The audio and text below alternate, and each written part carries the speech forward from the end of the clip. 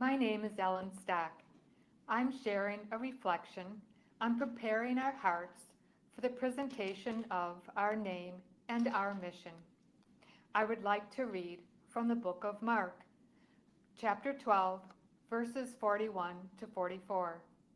And he sat down opposite the treasury and watched the multitude putting money into the treasury.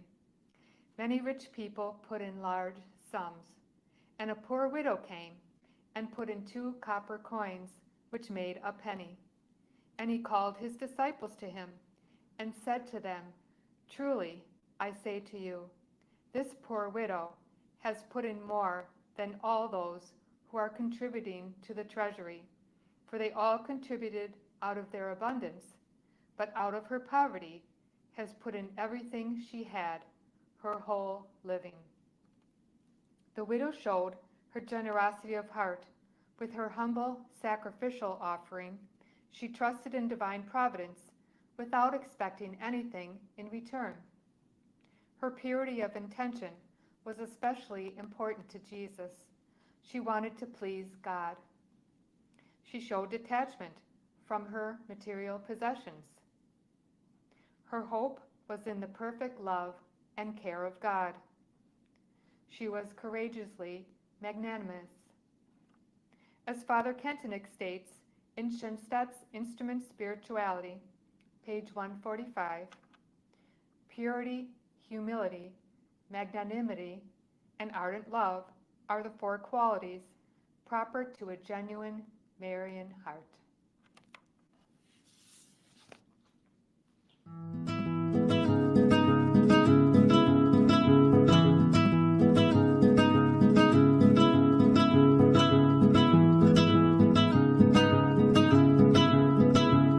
Santuario es semilla, es taller y nuestro hogar.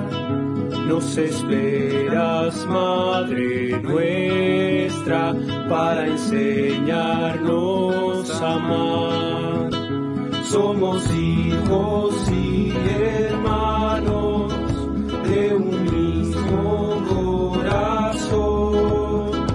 Tu alianza, Madre nuestra, es regalo y es misión.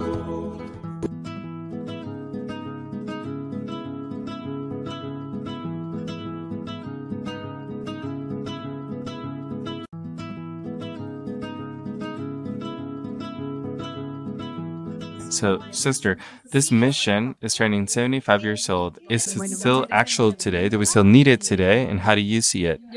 How valid the 31st of May mission is today? So during the pandemic, I had this reflection. In the hospital that I worked at, we had a horrible apocalyptic situation.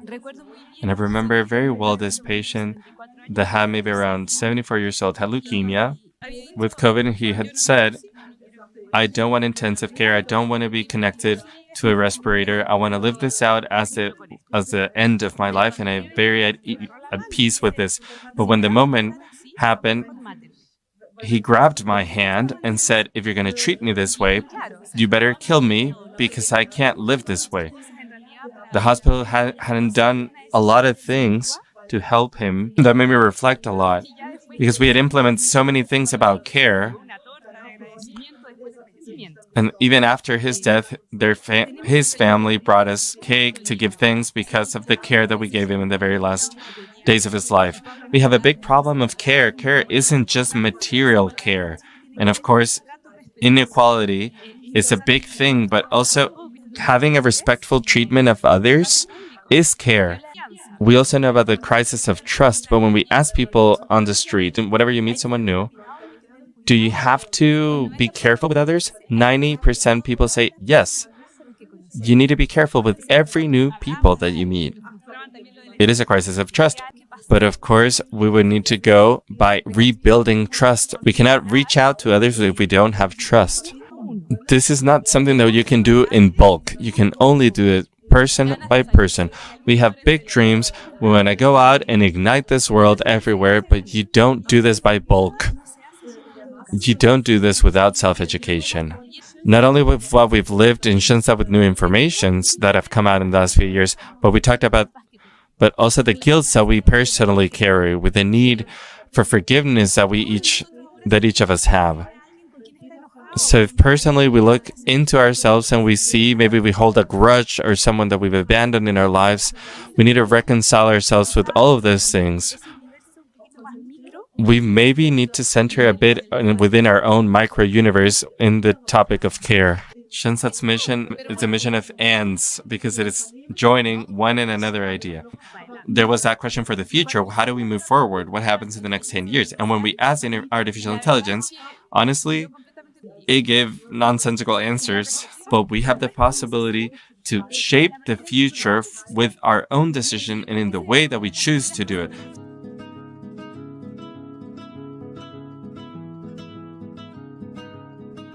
I talk about care because it is a perspective that allows us to look at different realities, and it helps us, and it is very important when it is related to trust and the crisis that we've lived in the last few years within the church, to understand that every one of us, when we enter into relationship, we have a certain kind of power over others.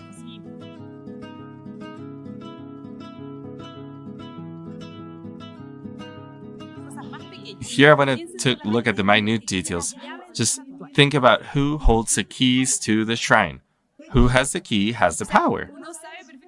And you know perfectly, and if you've ever been on a mission trip, when you ask for the key to the chapel, we'll see if they actually lend it to me or if they'll open the chapel to me. Even in the minute details, we have a possibility to exert power over others, and that is very relevant in the building of this new social way of binding ourselves to each other, this new fraternity.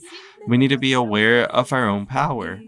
It becomes urgent for us to understand this attachment network that can either sustain us to the future or not, because attachments, and we know this perfectly, can also lead us to emptiness. It is also a risk. We talk about the risk that Father Kentenich assumed on the 31st of May. This is also part of that risk of what it means to give of ourselves to others in love and freedom. Not always is that risk successful. Not always will it yield good results. I think it's important to be careful with criticism, not because we don't have the right to ask someone else to improve. We have the right to demand others to improve. But how do we talk about one another? How do we refer within our communities about other people? How do we refer about the youth within our community? Are we making decisions together? There's very concrete things when we talk about care and looking for the well-being of others.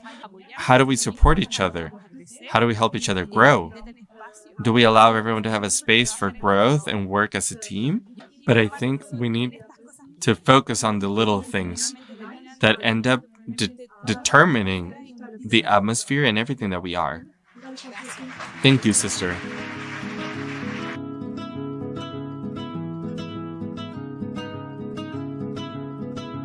Tu santuario es semilla, es taller y nuestro hogar. Nos esperas, Madre nuestra, para enseñarnos a amar.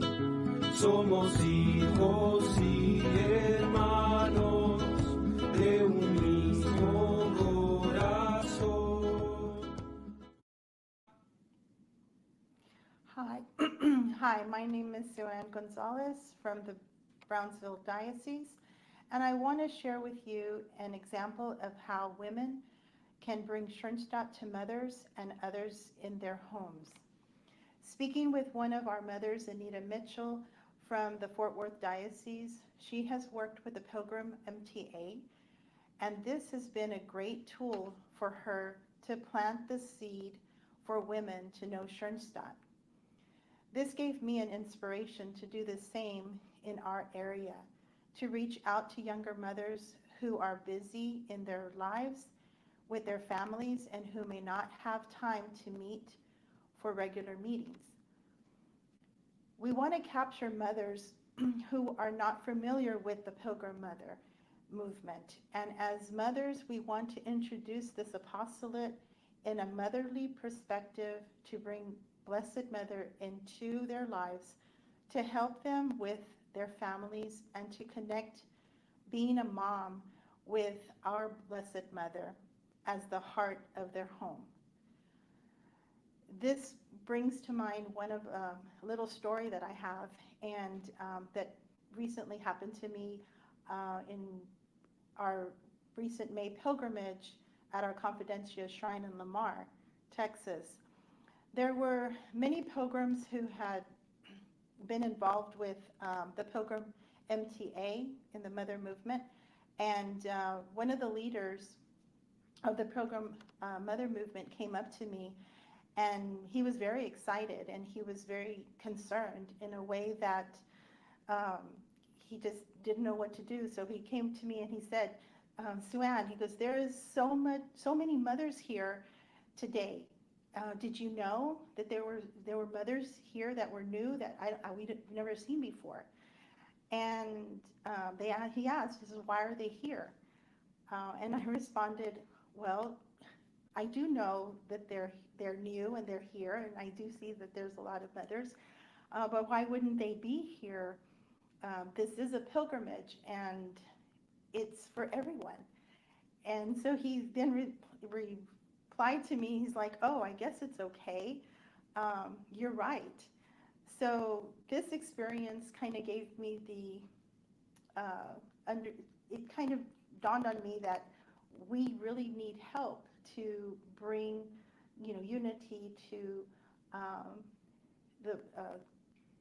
the Mother Movement and bring unity using this as an apostolate, and it does affect and it does touch a mother's heart to bring them closer to Blessed Mother.